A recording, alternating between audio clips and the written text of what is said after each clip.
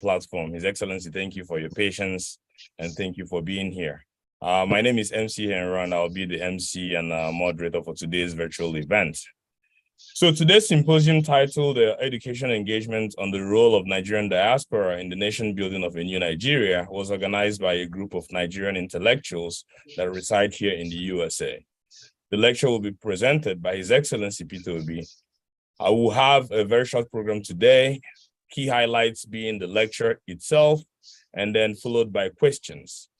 The questions that will be asked today were collected from a pool of questions that have been pre-screened by the organizers of this event. For the question and answer session then, we'll have 4 groups led by 4 moderators. Each of the moderators have 5 questions and we'll be appointing individuals to ask these questions. We ask that each person keep their question down to 2 minutes. Our plan then is to have each moderator's session, all the 5 questions go, and then His Excellency will respond to all the 5 questions in one sitting just to help us accommodate time and to make sure we respect his time as well. It is then with great honor that I will pass on the platform to the lead organizer of this event, the woman that really put this together, Dr. Cordelia Odo. Dr. Odo, over to you. Thank you. We can hear you. No, thank you with our one and only Mark Henry, the best MC in this area of the country. Thank you again. Your Excellency Peter Obi, Prof. Pat Utomi, Chief Valentine Ozigbo, I'm not sure he's there, and all of you who called in, welcome to the educational engagement by Peter Obi. All protocols observed. It was in the late October 2022 that Mr. Eugene Abinson contacted me to host His Excellency Peter Obi. I was excited about the idea, given my experiences with Obama's first presidential campaign and the various groups I belong to in working for a better Nigeria 2023. I considered it a privilege to be called to serve. I enlisted the help of my good friend, High Chief Dr. Patience Onwa, and the educational engagement for Peter Obi was born. I sprang into action by creating committees of dedicated and accomplished individuals who invested time, treasure, and talent to see that the educational engagement becomes a success. The committees include the Culinary Committee of High-End Caterers led by Stella Gobwa, Mama T, Patricia Machi, Ego Sonny Mogo, Happiness Opera, Mr. Geoffrey Chukwani, and Lady Clem Okoji. The Transportation Committee by Chief Patrick Anama and Chief Tony Okoji. The Security Committee led by Joseph Oke Onyuzo and Chima Ojenta. The Photography Committee led by Peter Keke and Henry Okoye. The Program Committee led by Dr. Odera Nwankwo, Dr. Chete Eze Lian, Mrs. Cordis Ikezie. The Magazine Committee by High Chief Dr. Patience Onoha, Ikechukwu Chibuzo, and Dr. Cordelia Udo. The Checking Committee led by Mr. Martin Uche Ewe, and his supporters included Ikedi Udo, Ifeanyi Okoji, Adeze Nwobodo, and Chinedu Chukwan. The entertainment group comprising Mark Henry, Chisomoji, who will sing a special song for our Excellency tonight. Obino Daddy Muna, the MC with an MD, Ike Okoji, Mr. Gibson, Pardon C, and above all, my husband, Dr. Chris Udo, the chairman of the town hall event, who together with me hosted the dinner party. Your Excellency Peter Obi, these individuals volunteer their services at no cost and spend their own money to cook, for security, for gas and car service, traveled from faraway states with only one wish: to see, hear you, and possibly take photos with you. most importantly, to make sure you succeed and pave the way for a better Nigeria for all.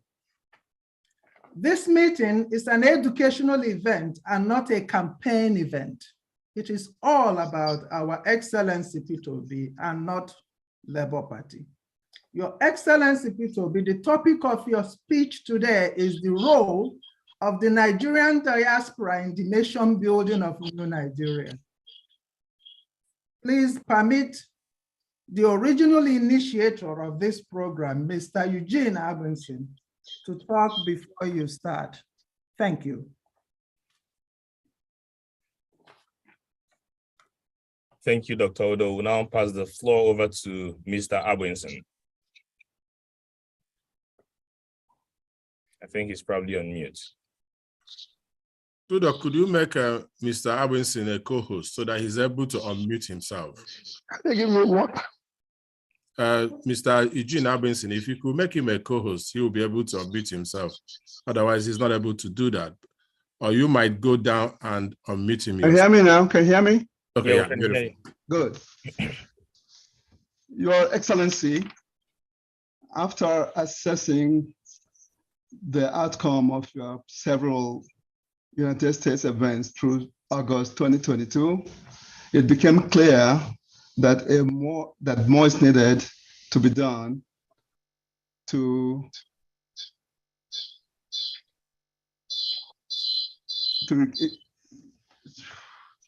increase the humanitarian.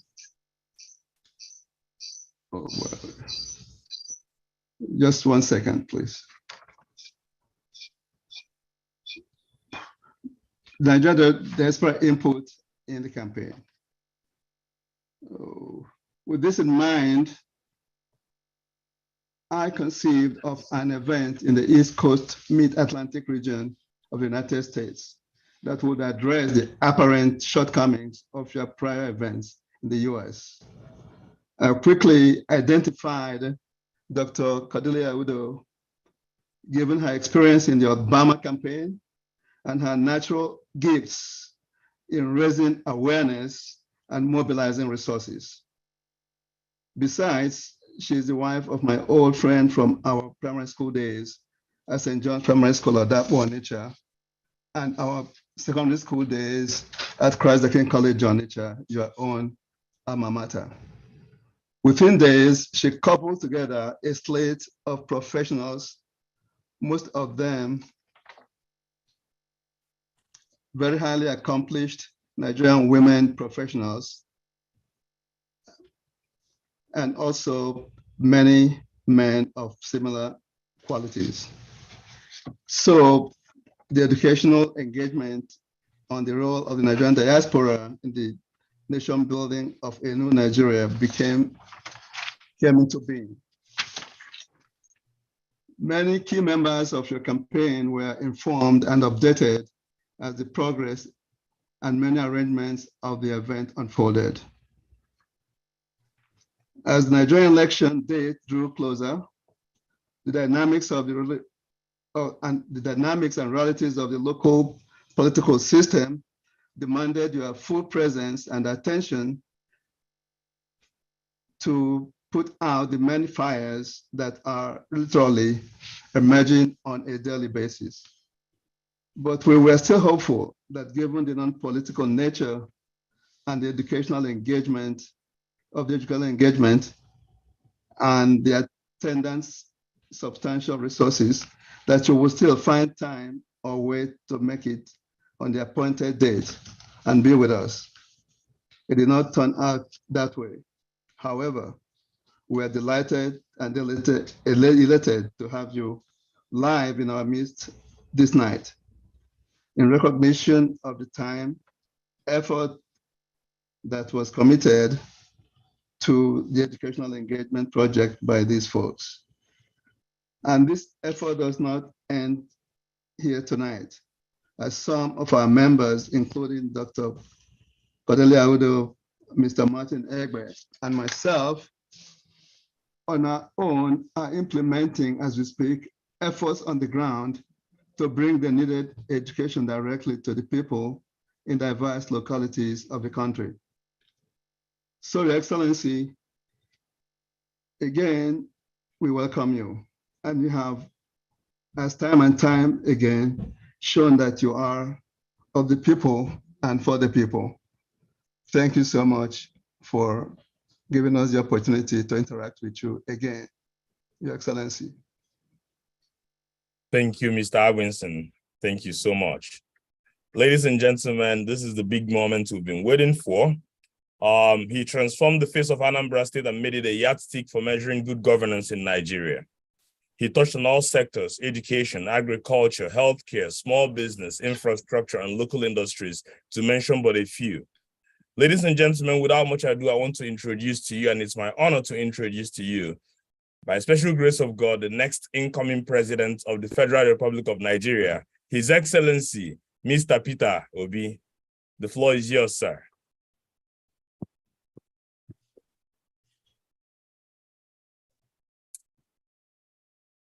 We can't hear you, Your Excellency. We still can't hear him.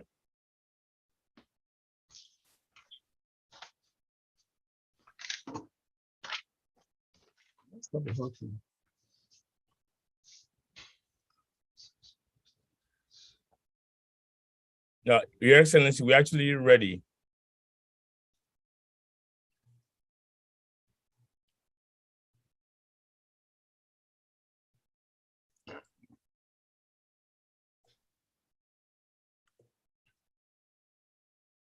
Your Excellency, we're ready whenever you are. I don't think you can hear us anymore.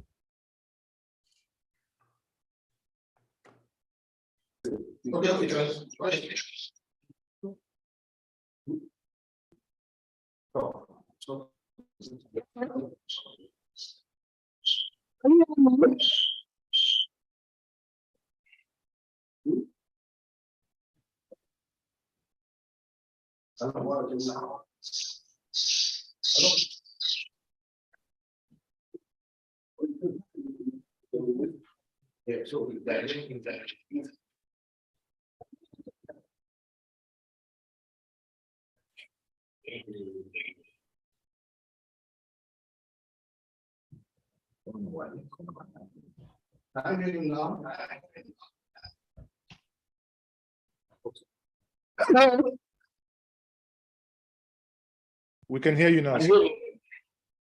I'm hearing him now. We can Yes. hear the person that asked the question.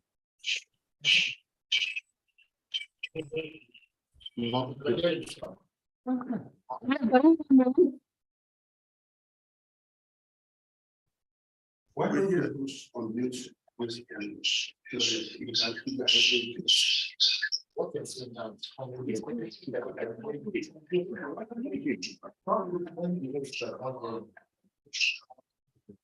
Martin, check your end. Your end.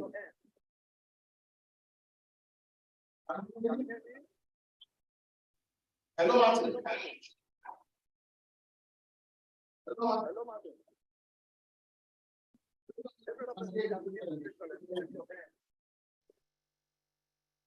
Are you looking at the audio? Because the audio is not good at all.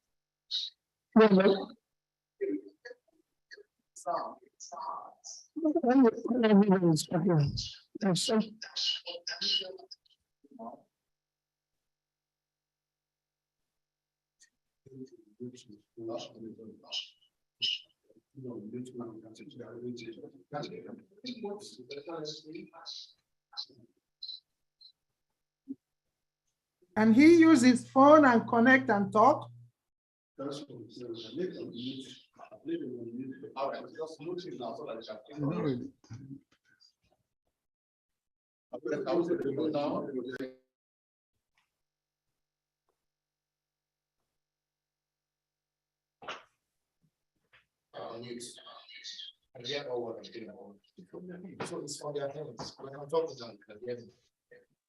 Martin, can you hear me? Can you hear me? Yes.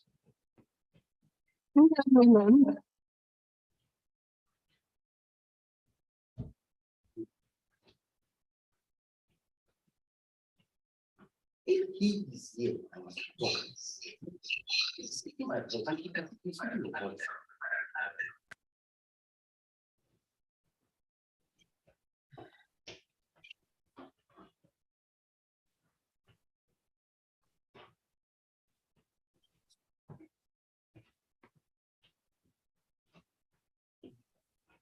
Hello. What? Martin, check your end. If he can hear us, can we start with our questions and then he can deliver? Can he hear us? Honorable, Your Excellency, can you hear us? He's muted. He's not muted, actually. He's not muted. No. But if he can hear us, we start with our questions and then have him get in.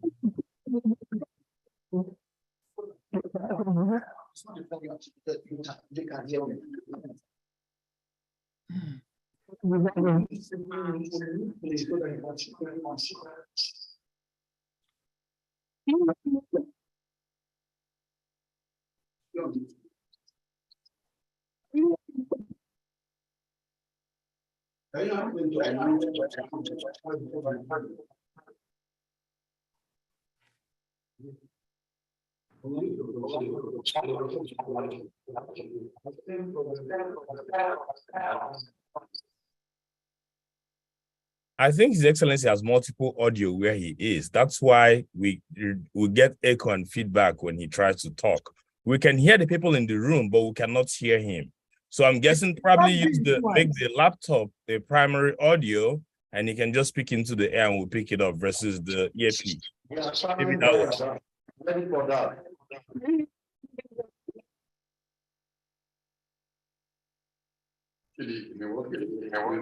We can see his mouth move, but we can't hear anything he's saying. But we can hear people in the room. Us, can we start our questions?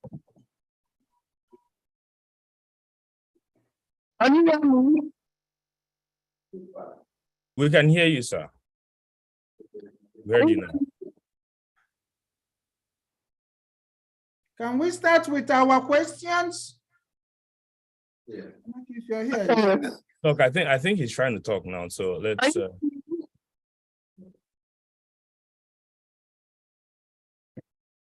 Phones that are connected, yeah.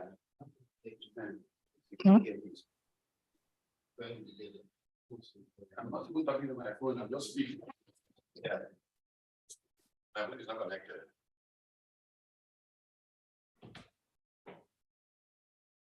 Very short. When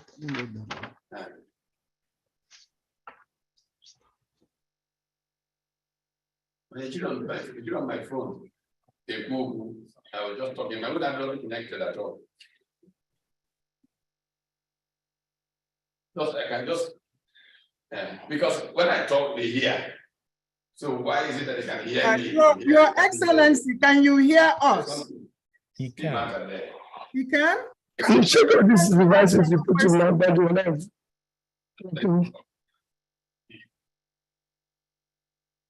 all right. Just keep your own line on. Okay, maybe you can speak. Hello? Yeah. Yeah. Okay, just speak. So this is the phone. WhatsApp call to my phone. Can you hear me now? Yeah. Can you hear me? Yes. Your Excellency.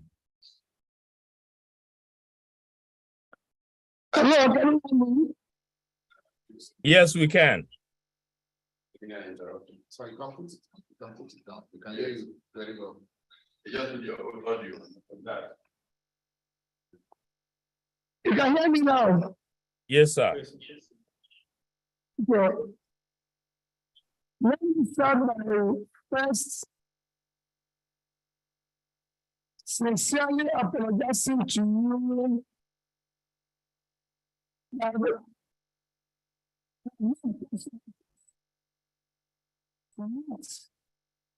Physically as planned.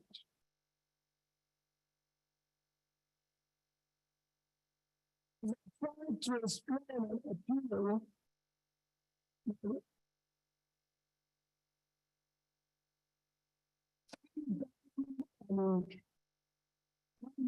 Was translated was to visit issues. To be there. Then sincerely apologize.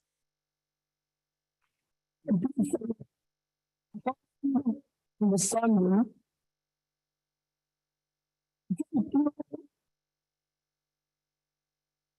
Sincerely that this disappointment and still perfect and committed.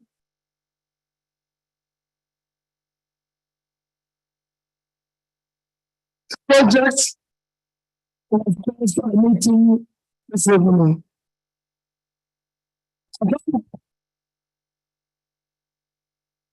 My sister. Messed up.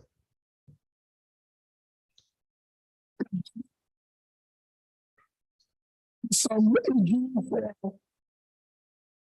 commitment, the environment, people for setting up this meeting this evening. But respecting what you are and the time of you. For me, as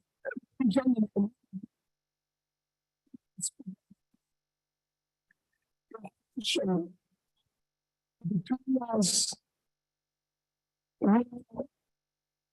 as I need to answer questions and everything. But it's good to remind you the sentence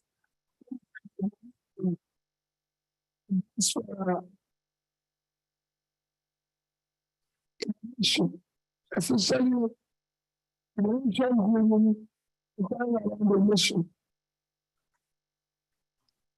This can even be referred to so many places. You mentioned that as a remarkable is very Joseph, who came to rescue the house of Israel.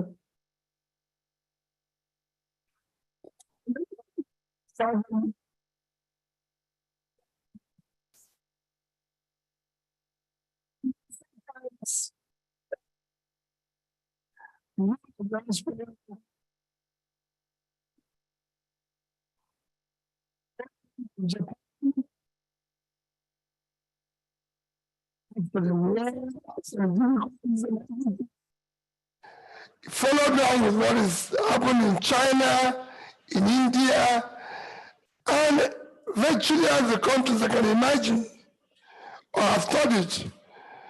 Today, everybody knows the role of diaspora in Philippines. About that, diaspora remittances have now surpassed the revenue from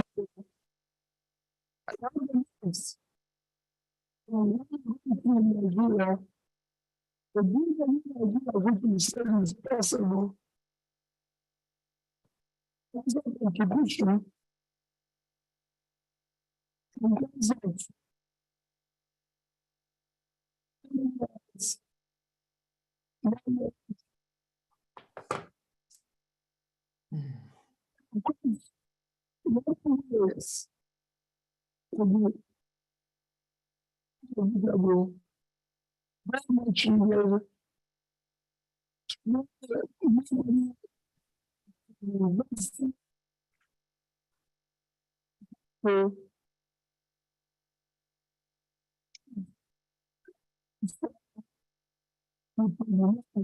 much to start. And I believe whatever we're going to do, attract sort of an diaspora. Other than stable, that would really for yesterday, for being sure about going. I said, that was for yesterday. We're going tomorrow. Because we have to be understanding the things when we start securing and uniting the country. When we start ensuring that the country is going down the road.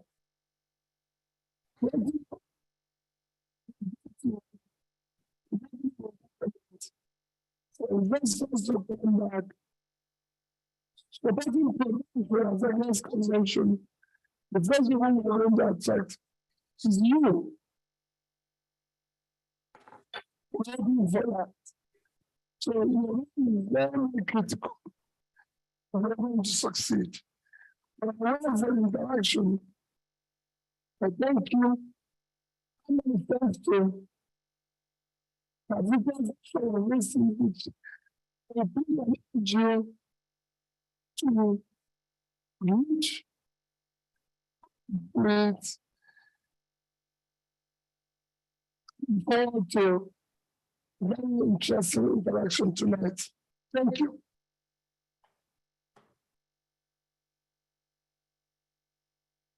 All right, thank you, His Excellency. Unfortunately, due to technical difficulties, we are unable to hear the greater part of this beautiful lecture.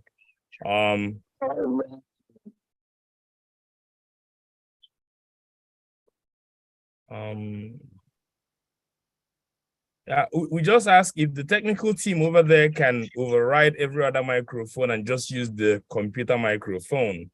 That will really be very helpful, because I think the other ones he has, although they are fancy, is overriding the computer mic, and that's making it difficult for us to hear him. Let's keep it simple and just use the good old computer that will work, or even cell phone. Because we can't hear, we couldn't hear 95% of what you said, His Excellency, and I wouldn't want you to repeat yourself. So, MC Henry, I think what's going to happen, let's see if Ike, the Ikechukwu that is there, can they just dial in with their phone? Okay. Yeah, let them dial in with the phone. If they can dial in with the phone, we can ask our questions. But it's also very important to know if they are hearing us. If they can hear us and Ikechukwu can dial on the phone. Excellent. I'm dialing now. My phone there is connected on WhatsApp, and that's where we are hearing you from. All right, so Ikechukwu, if you can hear us, that's actually quite good. Let's ask the first question and see if His Excellency can hear us. If you can hear us, you can use your phone and respond, if that's okay. Okay, so let me go over to the questions, and then I'll be passing it over. Okay, so I guess we'll call on Dr. Chete to lead the first 5 questions, and we'll go from there. Let's see if we can hear. Yeah. Okay, thank you, MC Mikuru. Can we make sure he's able to answer though, and he can hear us? One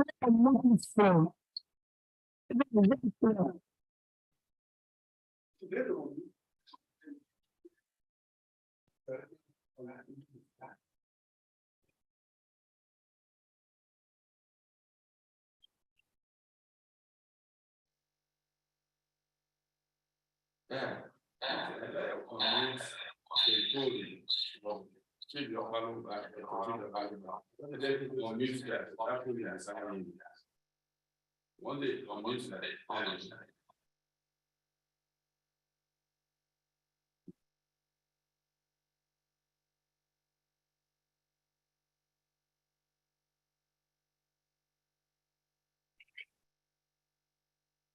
And here also we can ask our questions.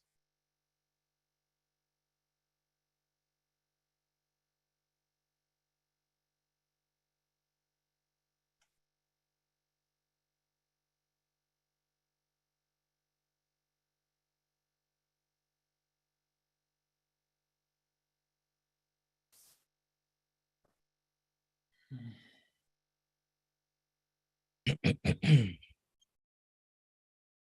don't think they can hear us. Hmm? It is frustrating, very frustrating. He has not been able to hear us. That's what it is. This will be it. We're not having another one.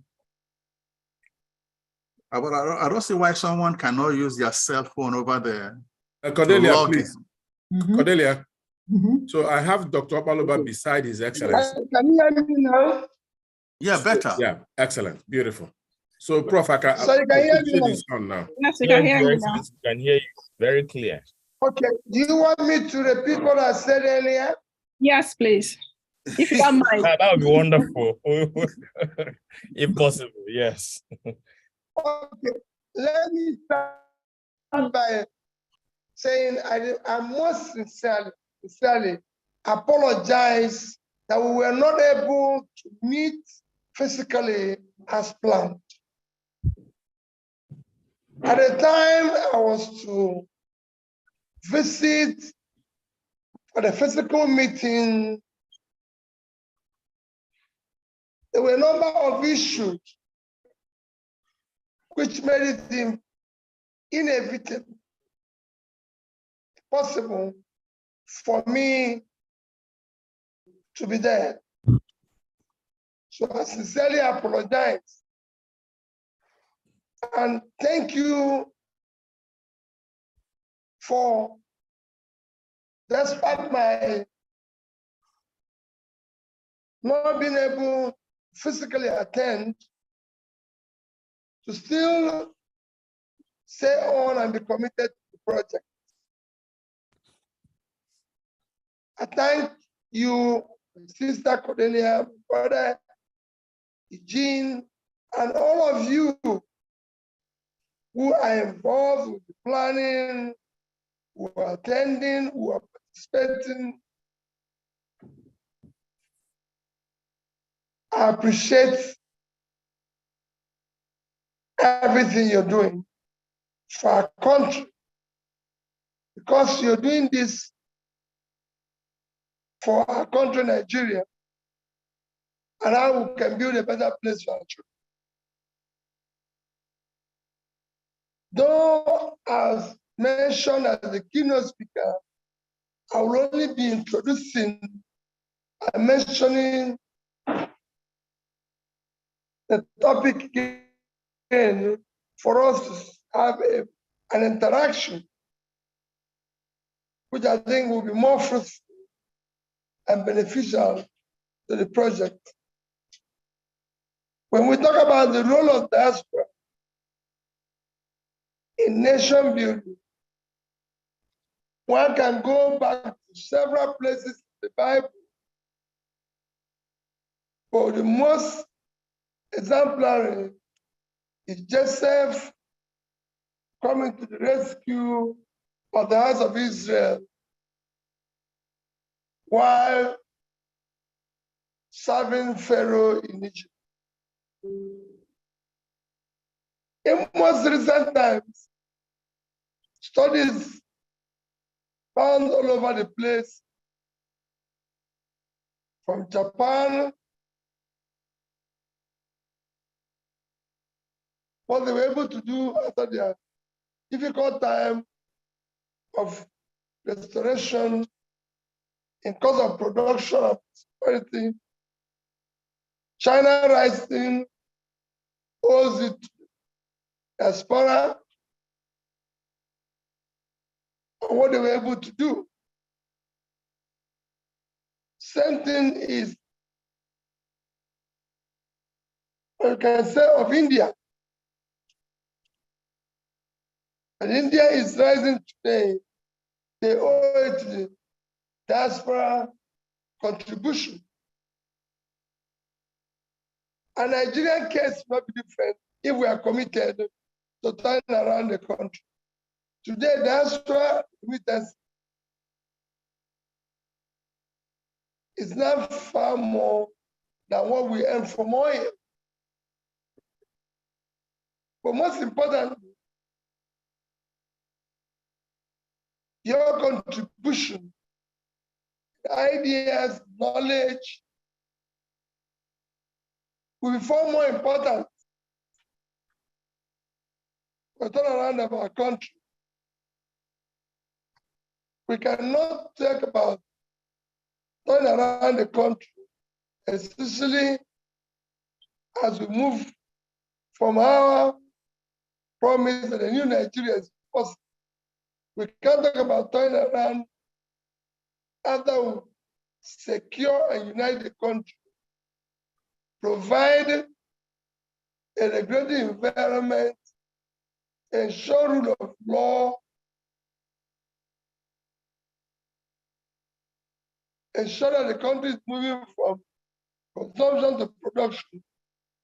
There's no more important partner than you. We need you to help. We need you to be there, to be able, the first investors we hope to attract is you. The knowledge, the idea, we look forward to your contribution in turning around Nigeria. I wish to have a very useful interaction despite the delay tonight. Thank you, and God bless all of you.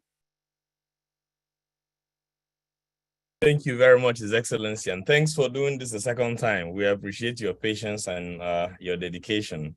At this point, we will move over to the Q&A section, which I think would lead the interaction you suggested. So I'll be calling on Dr. Chete to lead the first series of our Q&A session. Dr. Chete, over to you. Hi, thank you, MC Harold. Thank you, Your Excellency, for such an excellent introduction, and thank you for giving us the opportunity to hear from you today. Like MC Harold said, these questions are going to be in sections. Actually, there are 4 sections, and each section has about 4 to 5 questions. So we're thinking we'll ask the questions in batches. Like the first section, which I'm going to take, is on diaspora investments, and there are 4 or 5 questions under that. So I would assume you would want to take notes because we just go down, ask the questions one after the other, unless you prefer one by one. So we'll do that, and then we'll let you answer the questions under this section, and then we'll move to the next section. Okay, so the section I'm moderating here is on diaspora investments. And the first question will be asked by Mr. Seven Ezumba. Seven, are you there? Yes, I'm here. Can you hear me? Yes, I can hear you. All right. All right, good evening, everyone. My name is Seven Ezumba.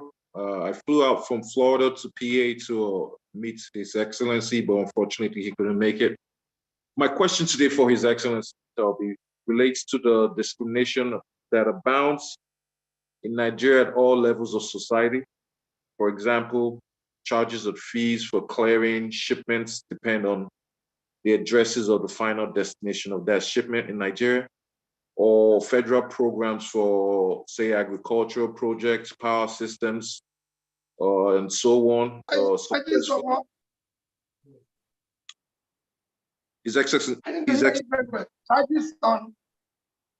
Oh, like charges and fees, like custom levies, payment for fees. It depends on what location you're going to. The fees differ. Same thing with like the passports and what states are you getting a passport on? You know, the treatment is different.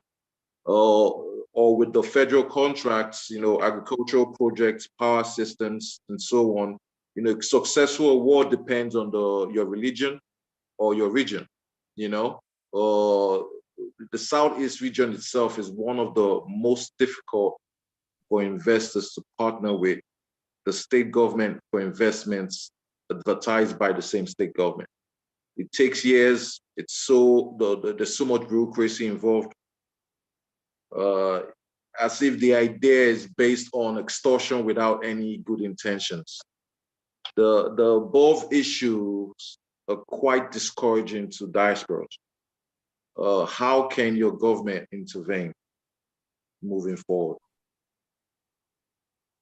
Okay, thank you so much. Thank you, Mr. Seven.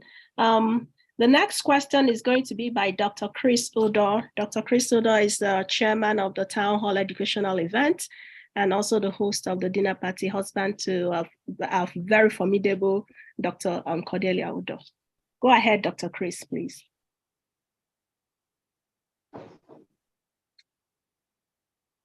Is Dr. Chris here? Hello. Hello. Hello. Can you hear me? Yes, is your video on, please? Yeah. Okay, can you hear me? Yes, I can hear you. Okay, all right. Okay. I'm Dr. Uda, Christopher Uda. And when I introduce myself a little bit more, I went to school at CKC Onitsha. And, you know, what we learned there, what we learned there carries us throughout most of our lives. So we really appreciate the education and the practice that came along with going to CKC. Another thing I want to say is the attitude of His Excellency, Mr. Peter Obi. You see, I mean, this is how patient he is. Most people would be upset by the technical glitches, but he's patient, okay? But anyway, what I want to say are a few things. Your character, the character of His Excellency is a combination of so many leading people in America and also in Britain. I want to name a few of them. Being Abraham Lincoln, he was the one who prevented America from being a split country. So is Your Excellency. I know, most people know that Nigeria is at the crossroads. And so you are the one who is going to be our savior. Another character that most people know about is JFK, you know, John F. Kennedy. He's the visionary leader, okay? He's the one who said he was going to take America to the moon and he was going to do a lot of great things, not because those things were hard. I mean, not because those things were easy, but because they are hard. Your Excellency, you have said that you want to take Nigeria from being a consumer country to a productive country. And that is just as hard as what JFK had mentioned. Another great person that you really embody so much is Winston Churchill, who never gave up on his people. Even when Hitler was on top of him, on top of Europe, he never gave up. Through his motivational and inspirational talks, he was able to rally the people and America came along and the rest is history. Okay, you yourself, I mean, you come across as somebody who can never give up. I mean, look at what has been happening with all these technical glitches. You just have the patience, okay? And that goes a long way, all right?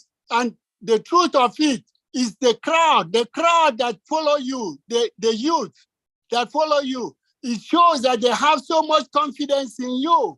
It shows that they trust you. And you yourself, you are not leaving any stone unturned to see that Nigeria is rescued. We see that, we appreciate that.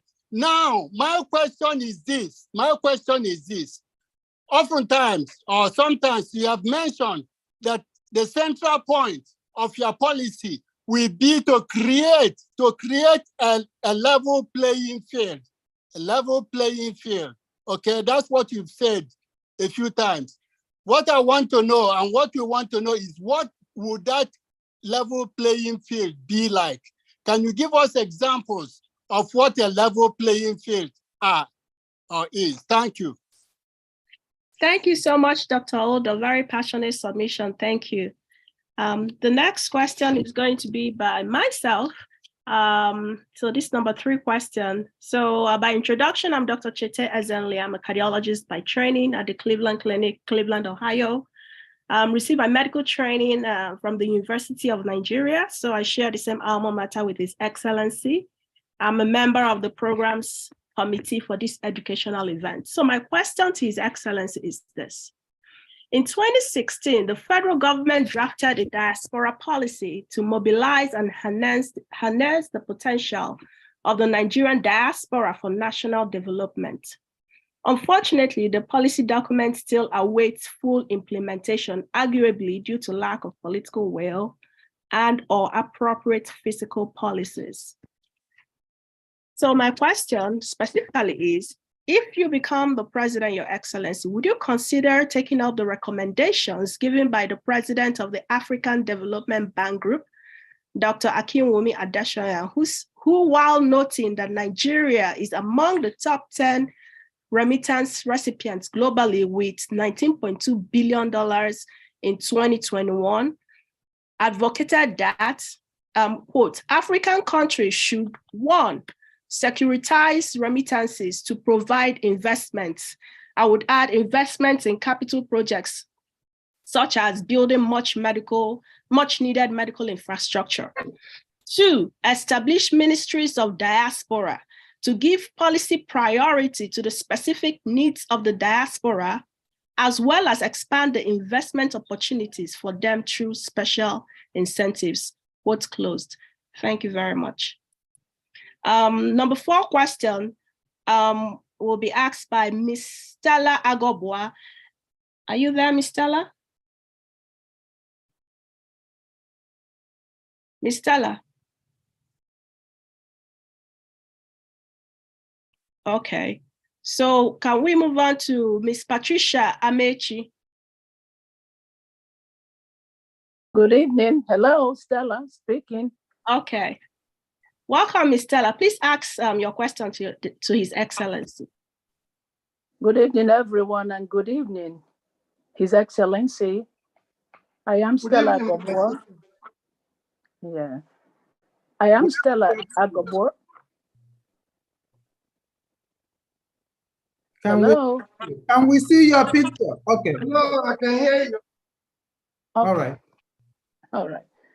Okay. I am Stella Agobor. I'm a registered nurse and also a licensed caterer. I was the director of the Culinary Committee for December 10th educational program. And then I took 2 days of my job to prepare and cook the delicious food that include ofaku with rice, goat meat pepper soup, onubu egusi, vegetable soup with fried rice, oba and abacha. Thank you.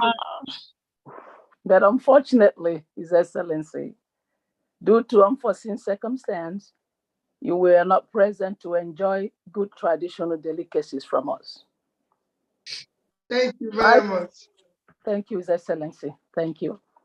My question is, what measures do you have to encourage those Nigerians that are willing to relocate back home to Nigeria to do so? Thank you, His Excellency. Okay, great. Thank you so much, Mr. Agobwa. The last question is going to be by Ms. Patricia Amechi. Are you there, Ms. Patricia? Yes, I'm here, Patricia Amechi. Good evening, His Excellency. Good evening, everybody, and happy Christmas. My name is Mrs. Patricia Amechi. I live in Philadelphia, and I'm a leading caterer. Can we see your face a little, Patricia, so that... yeah, okay. Can you see me now? Yeah. All right. Okay, I'm sorry. I live in Philadelphia, and I'm a leading caterer in the region. I heard that you were coming to Philadelphia, and I washed these native terra leaves very well, making sure there was no sand, and prepared this delicious moi moi for you. However, hopefully, you didn't show up. I will come to the White House to prepare this delicious moi moi again for you very soon, by his grace. My question is this, sir. How can people in diaspora be encouraged and incentivized to invest in Nigeria? Thank you, sir.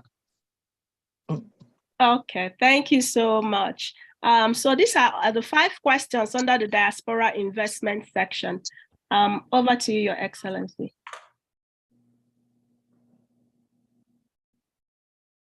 Thank you. Well, I'll just, I'll try, I'm sure probably these questions, I'll just answer them as I believe. Yeah, the first question bothers on charges and fees, different discriminatory fees that are charged all over.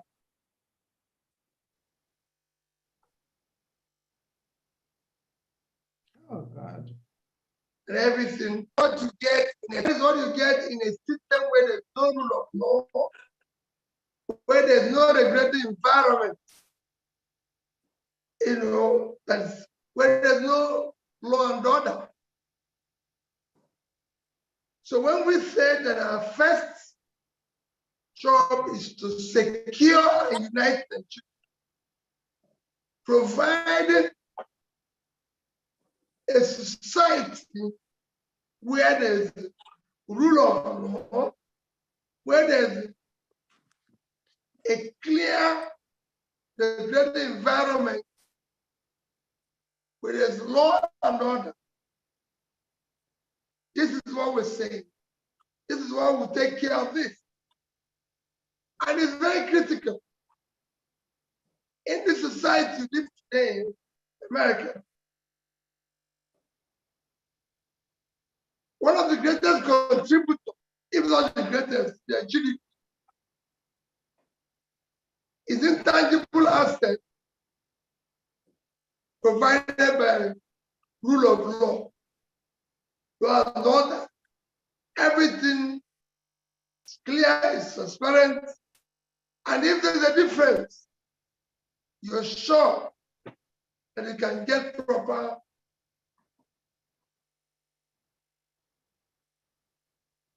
place, report, escorts, anything, and get it solved. So these are things we need to do. On what my brother, let me say, since we want to speak as maybe I'll say senior, junior, because I don't know the year left. Thank you for comparing me to these great people, but I don't think anything near them. I'm just trying to offer my own little services. The only thing I can tell you when I talk about getting a level playing field, the reason why you're in America today, among them, that America offers an opportunity where your life, your hard work, and your talent will match up the opportunity. In Nigeria, it's not so. In Nigeria, you can be the most hardworking, you can be the most talented, everything, even from education. If you look at down in the federal school, the cutoff points are different. Anambra State, because of what we did in the education, have the highest cutoff point in Nigeria, of about 130. While the other state, where cutoff point is less than 10%. So you go for the exam, cutoff point is 130, other person is 10. When you come out, it could be We find first class, you're looking for a job, you have best, most hardworking, the job will be given to somebody who may not even have been able to pass through the same, achieve the same level of education. Appointments are made on arbitrary, on course, based on nepotism, which is one of the worst forms of corruption. When we talk about corruption, nepotism is one of the worst forms of corruption. These are things we mean when we say a level playing field, where people who know that they are going to get what they're looking for, achieve where they want to be by ensuring a fair competition. On diaspora policy, again, because the country is not serious, and those who are serving are incompetent. That is why they're not doing what they're supposed to do. If you ensure implementation of diaspora policy, ensure that you create a ministry for that purpose, and they are supported, you could actually double their remittance. Today, Philippines have a similar thing. The Philippines sees about 50 billion diaspora remittance. Other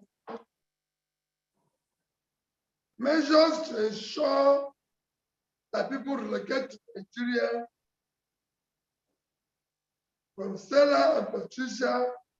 What do we do to encourage and support diasporas coming back to invest? The only measures we need is, number one, is to secure the country. Because nobody goes where it is security to invest, no matter how profitable. Seen governments in Nigeria talk about return on investment. Before somebody can think about return on investment, he has to think about his life, whether he will be alive to enjoy the return. So you need to secure the country. You need to unite the country. Again, like I was said in the last question, you need to provide an environment where there's rule of law, where there's law and order, everything. With all this, you'll be encouraged to come back. You'll be encouraged. There's something that you notice now. If you say you're coming back, even for just Christmas or any celebration, it is your own relation that will be asking you not to come back. Before, they will be begging you to come back. And I call in the past, I have cousins, even all over the world. At a time like this, people are reminding their families, their own cousins and every families, oh, these people are coming back. Why are you not coming back?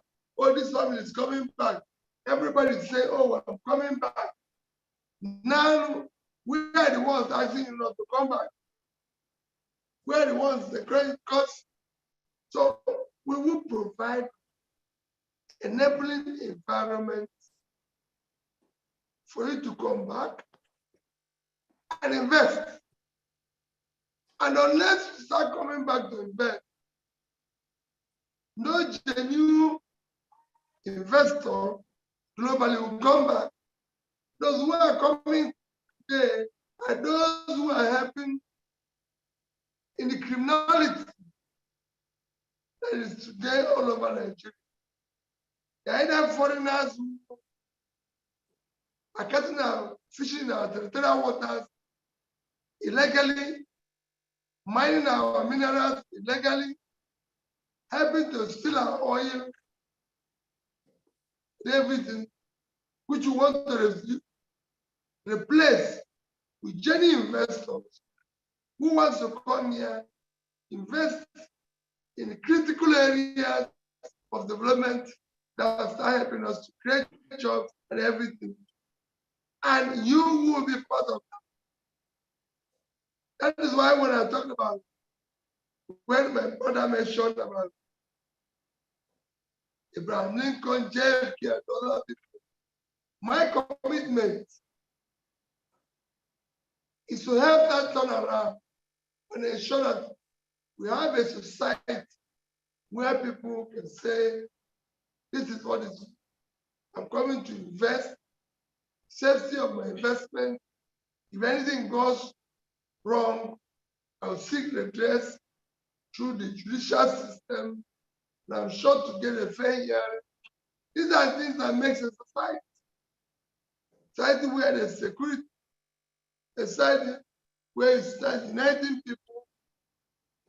I've said repeatedly that people should have me responsible. When I talk about corruption, said it, hold me responsible. Thank you. Thank you very much, Your Excellency.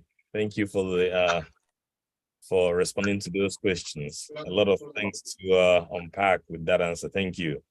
So we will be going to the second phase of our question this evening, and the theme would be industry. And can you hear us? Hello?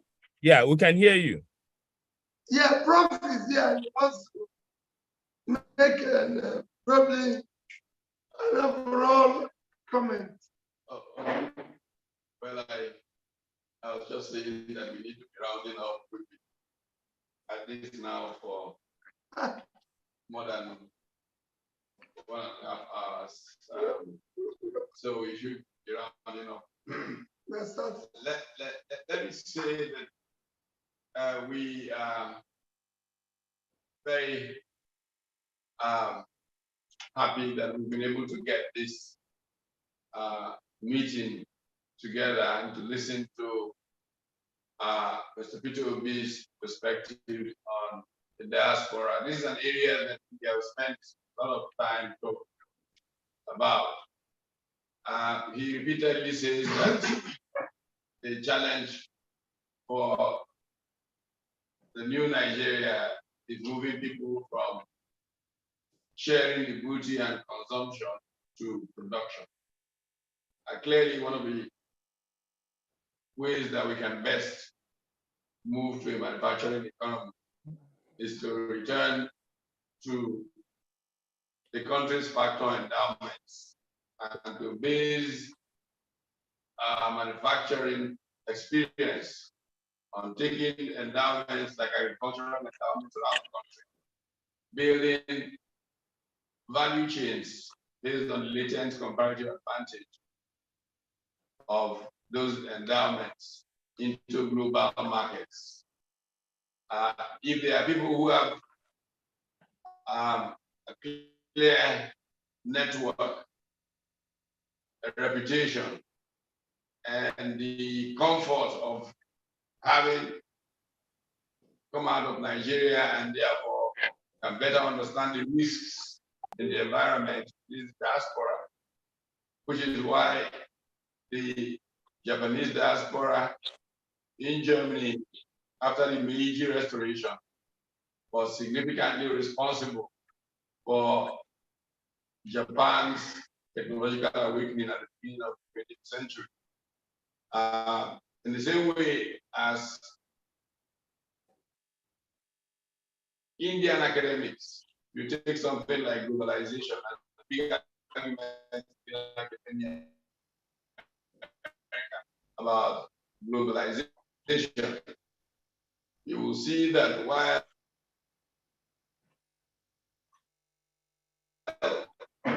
people like Mr. Stiglitz were writing academics like the Columbia colleague of Stiglitz, Jagdish Bhagwati, was writing in praise of globalization, because essentially Indian academics used it to encourage outsourcing, which went significantly to India. And this is why an India that was technically bankrupt in 1991 received a huge shot in the arm at a point in time. By 1994, his foreign reserves, which was down to 3 weeks trading money in 1991, was surging up around 1994 by $1 billion a week. And the major source of that inflow was non-resident Indians, as they are called.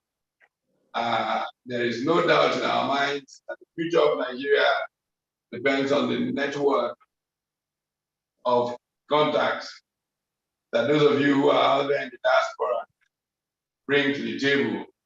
The savings that you have made. The Nigerian diaspora is now, in the opinion of many, perhaps the most well-off nationality community in North America. If all this combined to drive the bumping up of the Nigerian economy, we could have a new country that we can really truly be proud of. As Mr. Peter Obi says all the time, a new Nigeria is possible. But it's not possible just because like you who are out there. I think that this is perhaps an appropriate note for us to try and wind down this conversation. Okay. Can I beg? We're going to get another chance. On the 7th of January, we're going to have a telethon, and we invite Nigerians all over the world to join this 24-hour telethon, at which issues facing Nigeria will be discussed from 1 hour to another hour, all day long. Nigerians can call in, can send in charts, but clearly it's a partnership between the diaspora and the thinking class, if you will, in Nigeria. That's how the new Nigeria will be. Thank you also. Can I beg your pardon? Can I beg your pardon, Prof? Can we just read out all the questions, and then your Excellency can pick the ones he wants to comment on? Can we just read them one after the other? I shouldn't take much time. Okay? No problem. Okay, thank you. So, Henry, time to go. Okay, so I'll just read it all the way, and then we can go from there. So the second, based on for industry and foreign policy theme, the question is: as you move Nigeria from consumption to production, who is the person who is supposed to ask that? Dr. High Chief Dr. Onoha. So please, okay. High Chief, go ahead. Is she online? I didn't see her online. Okay, we'll go to the next person until she comes back. Okay. So yeah, please, this is Christmas midnight. It's not going to be nice for us to enter Christmas. Okay, go ahead. Who is the next person? Double Doc and Umora. Is she online? Yes, she can go ahead and read. All right. If she's not ready, I'll read it out for her. Or I can just, if someone can just move to the next person. Okay, next question is Dr. Paul Ezuku. He's online. Dr. Paul, just make yours quick.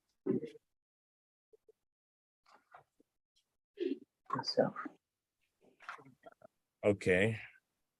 While we're waiting for Dr. Paul, can Dr. Anthony Ikeme also get ready? He's the next. Okay.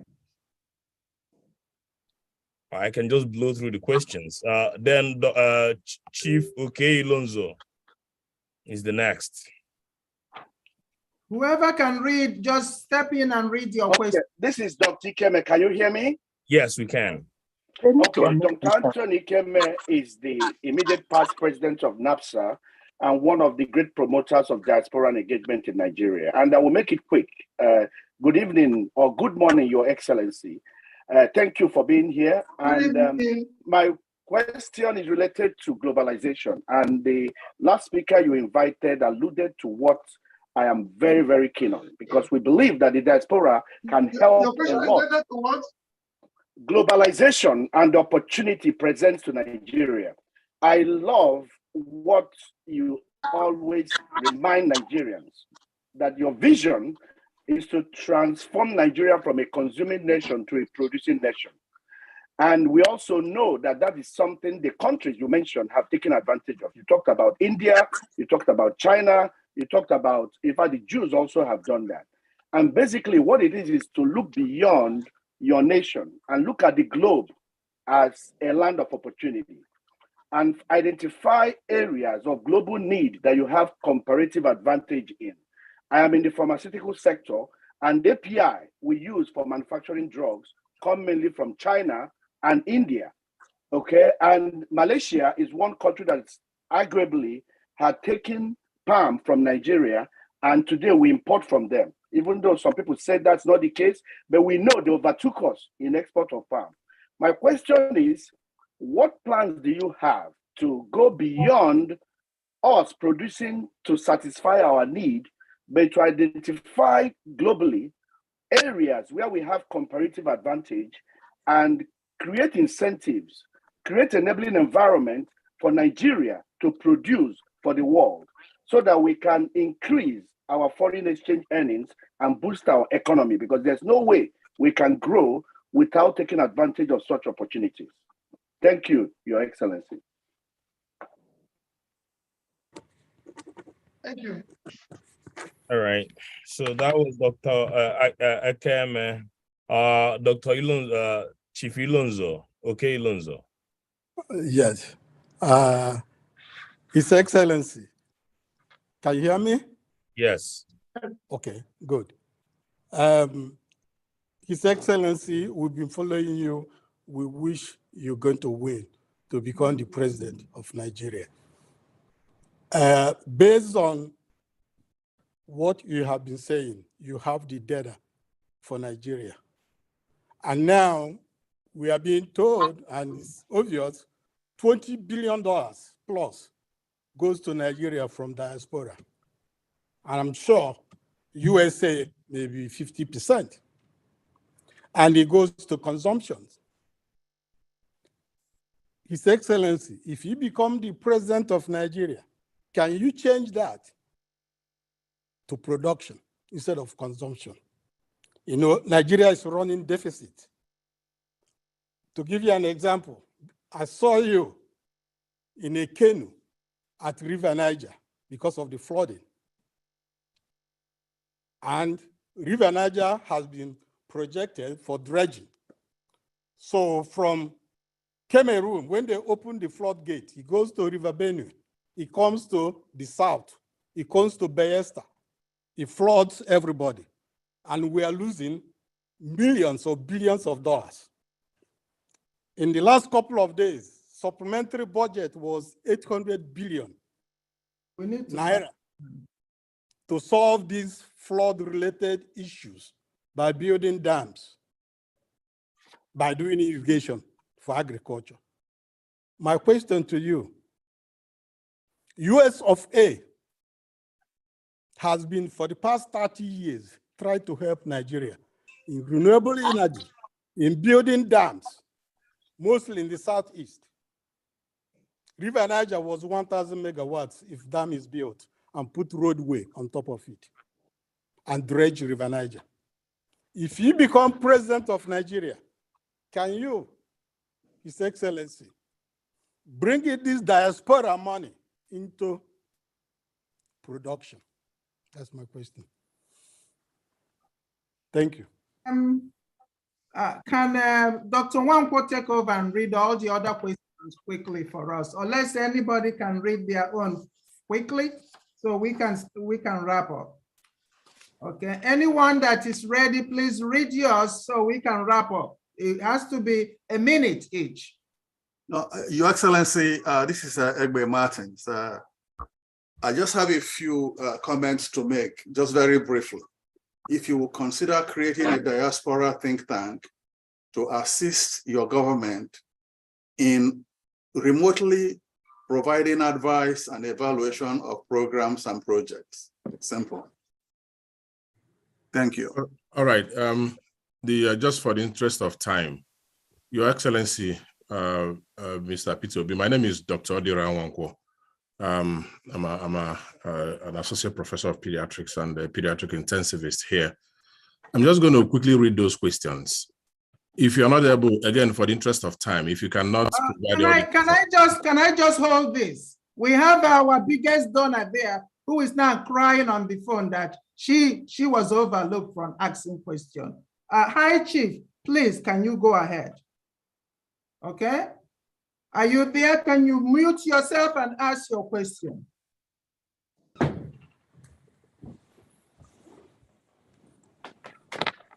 What's the name? Hi, Chief. Hi, Chief Dr. Patience Onoha. Hi, Chief. We're waiting for you.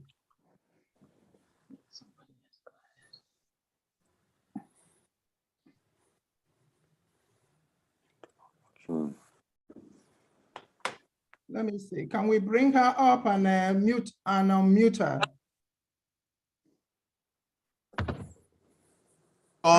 She called in as a Zoom user, that's why. Can you unmute yourself and talk?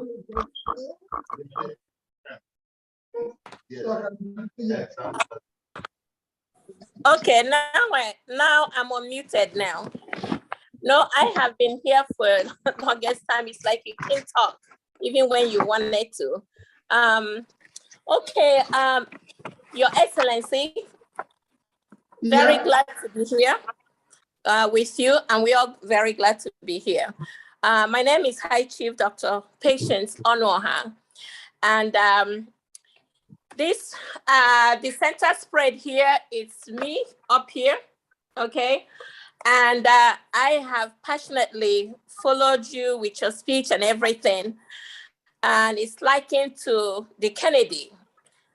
Don't think about what your country can do for you.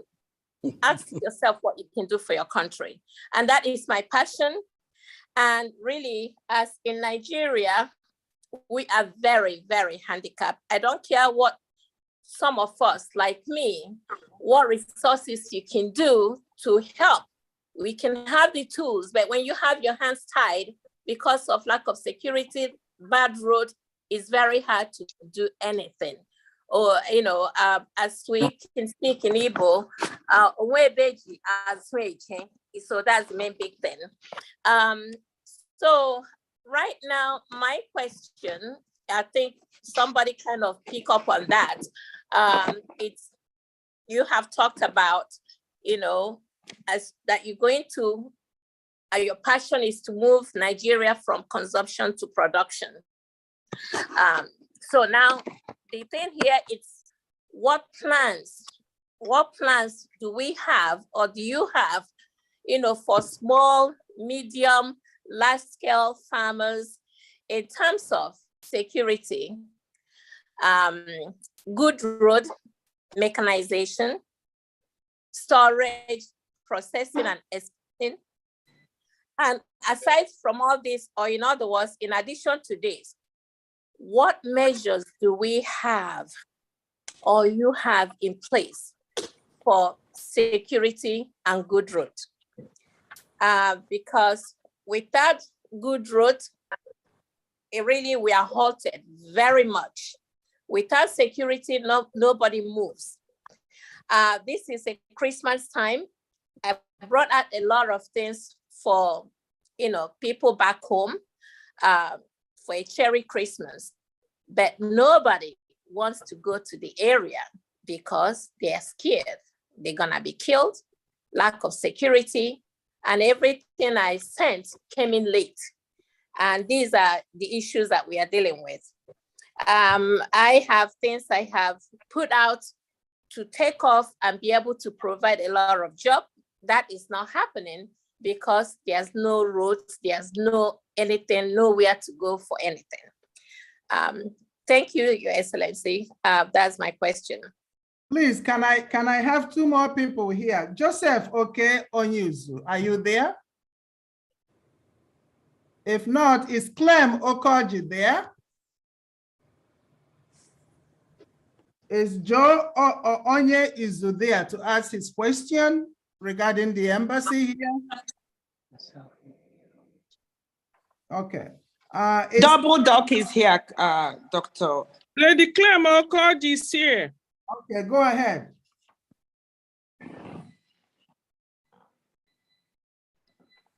Please make it quick. Whom do you want to go ahead? Is it Clem? Yeah, Clem. Oh, good evening, Your Excellency. My name is Lady Clem Okoji. I'm one of the lead organizers. I was called upon to be part of this experience, which I enjoyed so much. It is so nice. And so, in addition to other financial contributions, and my question, without waste of time, Nigeria is evidently divided into contrasting groups by religious, ethnic, and cultural opinions. What is your plan on uniting the country when you become the president? Secondly, the SME, that's the small, medium businesses, enterprises, development across the country or any country is the core foundation of economic establishment and stability. How do you hope to work on encouragement of SME for the youth and unemployed in Nigeria? Thank you, Your Excellency and distinguished ladies and gentlemen. Is Joe Onye-Izu on the line? Is Joseph Onye-Izu on the line? If it's not, I think Double Doc is on the line too, and she's been pressing. Double Doc, please. You take the podium to ask your question. All right, please, I promise to keep this under 2 minutes, like as we were promised. Okay. Good evening, everyone, and Your Excellency, we welcome you. I'm Double Doc Angie Ukebu Ume-Ora. My husband, Dr. Michael Ume-Ora, and I reside in Houston, Texas, and we were part of the large group that welcomed you and your team when you visited Houston. We accepted this invitation to join the PA team organizing this event because we've been very eager to contribute to your effort to build a new Nigeria for us and for our future generations. Thank you very much for making out this time today to be with us. The Nigerian nation is actually overflowing with expectations from your God-ordained emergence as the person to move Nigeria to the promised land. Your Excellency, my husband and I bought 274 hectares of land at Nsukka in the mid-90s, actually with the very first money we made here in the United States. We had the hope of developing it into a palm plantation. All our efforts have failed due to what I have decided to term the Nigerian factor. Your Excellency, this bad investment did not stop us. In 2004, we moved back to Nigeria, built a noodle company. Our factory building alone was 132 meters by 64 meters long. And we actually brought out a product into the market, Chef Me Noodles. No money borrowed with our seed money. At that time, Indomie was the only other noodle company in the market. Now, after spending 10 years at home, this venture also failed due to the same Nigerian factor. In what ways will the new Nigeria, under your leadership, provide the necessary infrastructure that can assist diaspora investment, especially in the area of agriculture. Thank you, sir. Is Gethsemane Ugochukwu online? Okay, Onizu, Joseph Onizu is online now. He's been unmuted. Oh, Joseph, okay, go ahead. Good evening, everyone. Your Excellency, thank you for being part of this event today, and thanks for the wonderful lecture. My team was responsible for providing security at the live event. We liaise with the local law enforcement to make sure our people are safe and also the safety of all those that were going to come with people. So now in the diaspora, we have a challenge. Our challenge is with getting Nigerian passport, either an old or new passport. The process is cumbersome. People are getting frustrated with the attitude of people at the embassies, not just in the US, in Europe, in the UK, and all over the world. So our question now is, what would you do to clean up these inefficiencies and this attitude that we have at the US embassies all over the world? Thank you. Mama T, can Mama T take on, please? And Gethsemane has been unmuted. So Gethsemane has been unmuted. Gethsemane, you can ask a question. Yeah, Gethsemane, go ahead. Hello. Hello. Oh, Mama T is on. Mama T, go ahead. Mama T, go ahead. Yeah, I'm unquenable Mama T. I was called by Dr. Uda. I'm the top caterer in Philadelphia. My question to you, Excellency, what will you do for people in diaspora to be able to catch their votes in Nigeria when you are there? Thank you. Gethsemane, are you there? Yes, I am here. Okay, Excellency, my name is Gethsemane Ugochukwu. I'm the president of LIFA. And LIFA is a law enforcement and armed forces association based in the United States of America. And our members are drawn mainly from the southeastern and south states of Nigeria. We have as members police officers, correctional officers, members of the USA Armed Forces, cyber security personnel, forensic crime experts, and those in the federal and state intelligence units. So basically, insecurity is the biggest issue today in Nigeria. So my question is this: what kind of reform does your government envisage to promote professionalism in the Nigerian police force, as well as any incentive packages or reform that the Bidati government plans to implement in order to help strengthen our security system in Nigeria? I think that's it. Thank you. Thank you. So at this, Doc, I think, Dr. Uda, I think at this point, this is a very good place to end it for the night.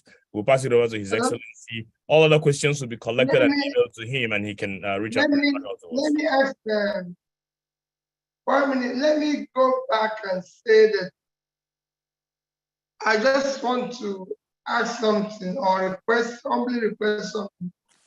I don't think that I want to finish this question. Can we go back to him? Yes, please. Dr. Odera, go ahead. Thank you, Your Excellency. Thank you so much, His Excellency. And thank you for giving me this opportunity. Just like Dr. Udo had mentioned when she started, I'm the chair of the program event. I honestly did not have any question for you.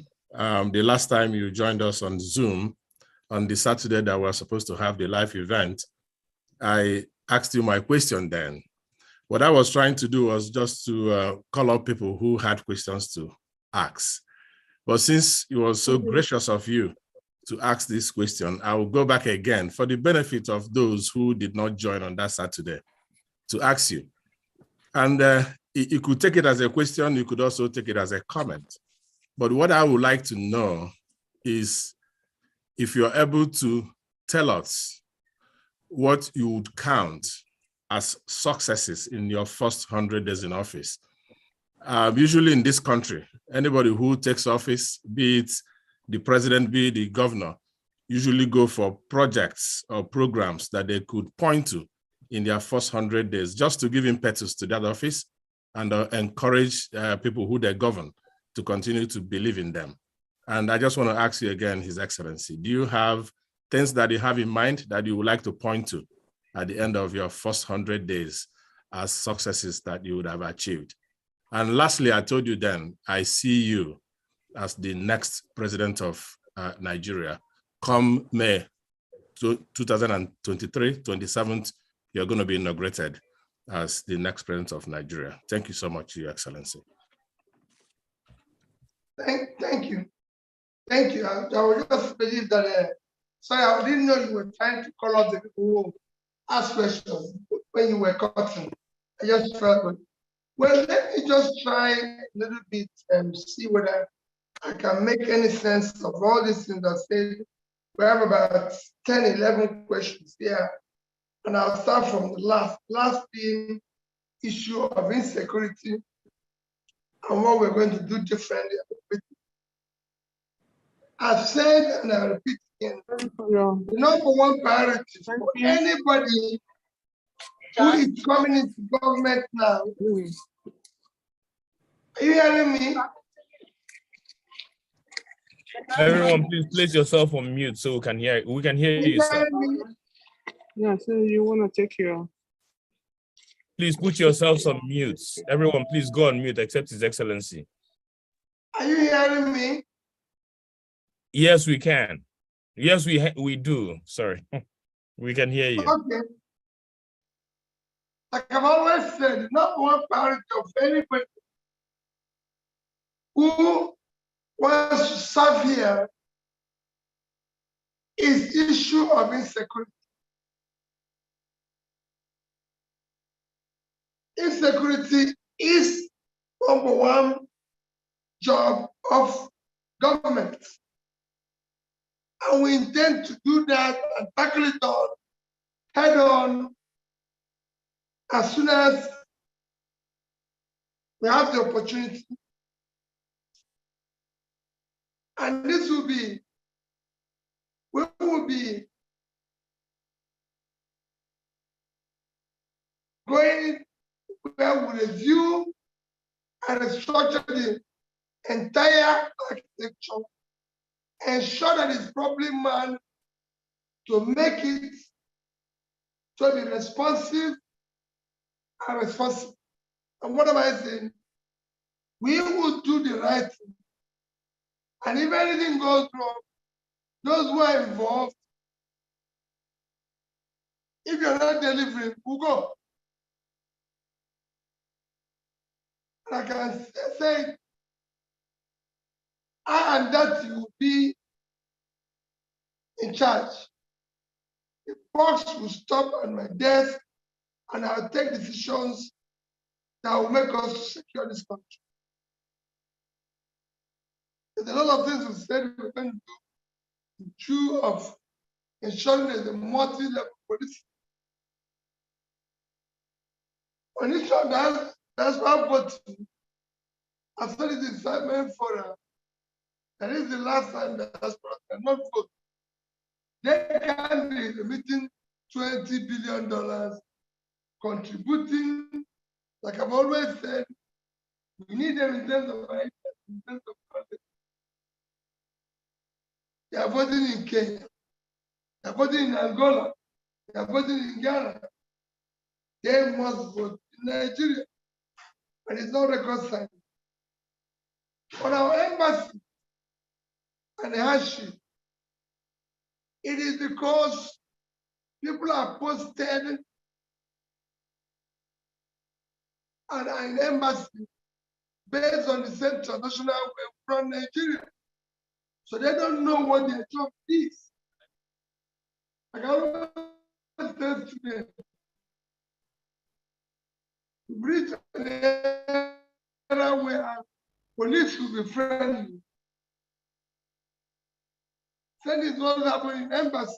Are not training and know what they're doing.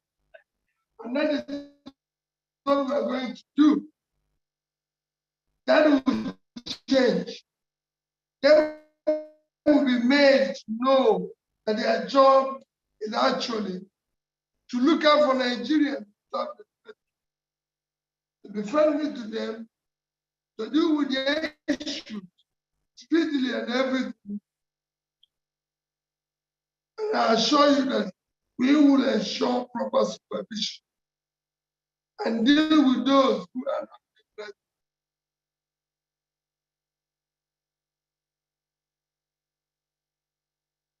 It's when I talked about how their business failed because of the Nigerian factor. I said it repeatedly. I will support any good investment. We will not see you fail. The idea, you can't talk about production.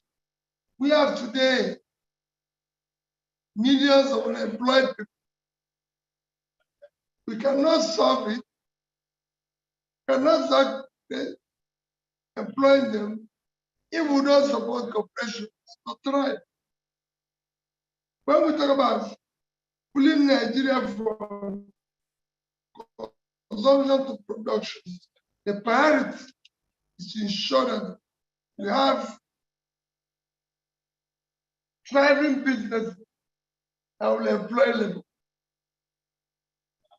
That is our priority. That's what we want to do. Today, Nigeria is not producing enough. We can't feed ourselves, and that is unacceptable. Even India, with 1.4 billion people living on 3.2 million square kilometers of land, can feed herself and export goods. Nigeria is 1/7 of the population, and we live on 1/3 of their land, which means we have more land space for agriculture. But 60% of our arable land is not cultivated. We need to do that. And our processing sector. So we need to support business. Again, what Patricia mentioned, he mentioned about this security, which I said we will deal with in terms of infrastructure and support for MSMEs. I assure you that even in America, where MSMEs, small business, are the engine of the economy. In developing countries, they are most critical. Starting from China, India, to Indonesia. If I use Indonesia, which is closest to our population, they're about 260 million or 265, and we're 220. 97% of the company is MSMEs. And that is very critical. We are not doing a lot. We're not producing anything because we don't support any production. And you can't support production without supporting MSMEs. It's critical, and that's what Claire mentioned, Trisha mentioned. Claire was emphasizing on asking how to deal with the issue of ethnic and religious. I've campaigned on it. I've consistently said the next year's election will not be based on tribe. No tribe buys bread, rice, or any food cheaper in the market in Nigeria. All tribes are suffering the same. In fact, the North, that has always led the country. If you look at the 10 poorest states in Nigeria, 9 is from the North. So it's not a tribal issue. It is not an issue of religion. No religion buys virtue. No religion buys anything. No religion have oriented anything. So all the religion is suffering, And it's not anybody's turn. Shouldn't be. There's people who claim it's their turn. I come from that area that it's their turn. I'm an Igbo man. I'm proud of being an Igbo person. When I'm running this election as a Nigerian who believe in Nigeria and who believe that I'm best suited, and I urge Nigerians, hold me responsible. Now changing it. So we'll do everything to support MSMEs because they're going to help us to build a better economy. We'll do everything to make sure the society is secure. We'll do everything to support good infrastructure. These are two common questions that came from Patricia and Claire. You talk about 100 days enough now. Like I told you, Nigerian problem is not about 100 days enough. The only thing I can tell anybody about 100 days enough. Sorry, Paul, I think we're going to end this now. We can bring civility into Christmas in Nigeria. So as soon as it finishes this sentence, we'll have to cut. We have to bring civility and order in government so that people can start seeing government as their own, what they can trust, behavior, conduct, everything will be done properly. We will start seeing things differently. When they talked about issue of diaspora funding being used for production, that's exactly what we're going to do. We want you to come and invest here so that for your investment, you can support what you are supporting here. What you're doing here is that you're remitting money to keep people going. You become a welfare support. We want you to be an investor where people you can actually make more money, do things from here. Globalization, Nigeria have advantage. Today, the world is looking for where to buy from. With COVID, the Western world is looking for other sources of supply because they found out that they have a lot of coming out of Asian countries, especially China. So there's other alternatives.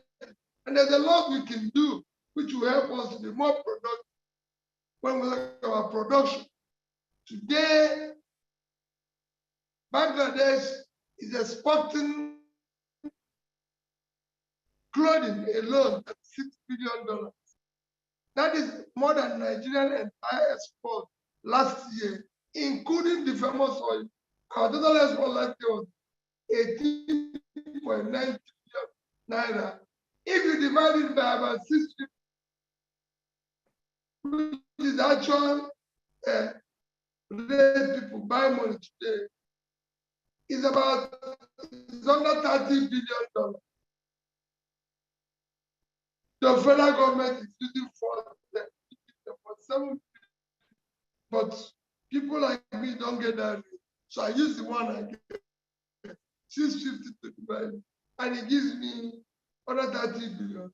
That is what Bangladesh is including. That is what Vietnam did about $32 billion in the same clothing. This is what we can do in Aba. This is what we can do all over the place and be able to compete. So I'm looking at what I just said about not being productive. Our total export is about $30 billion. When Vietnam, as half of our population, lives on 1/3 of our land, we live on 903,000 square kilometers. With the over 200 million population, there are 100 million living 331,000 square kilometers. Their export is over $350 billion. We need to deal with it. That's why we're having problem with our exchange, which is controlled by your reserve. Your reserve is a function of your export. So we need to turn it around.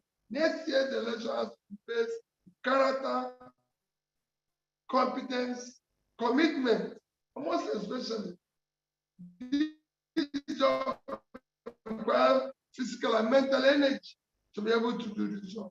And we're urging you to support it. Once again, I apologize that we could not do this same pattern when it's planned. We rest assured we have time for more and more interactions as we go along. And if we succeed, that is the beginning of interaction. Because we want to learn. A leader must be a learner. He must be a listener, be a learner. That is the only way we can succeed. And you know what you can do to help us. Thank you very much. Is there any way we can close with a music for you that was written? You just relax your mind and maybe doze off as it's being sung. We have to call, maybe we'll do it some other time and listen to the music. I assure you will definitely come back for that music because I need it. It will help us, but we're keeping your people here when they should be with their families in Christmas. So we will stop. But I assure you, I will come back. Definitely. An announcement.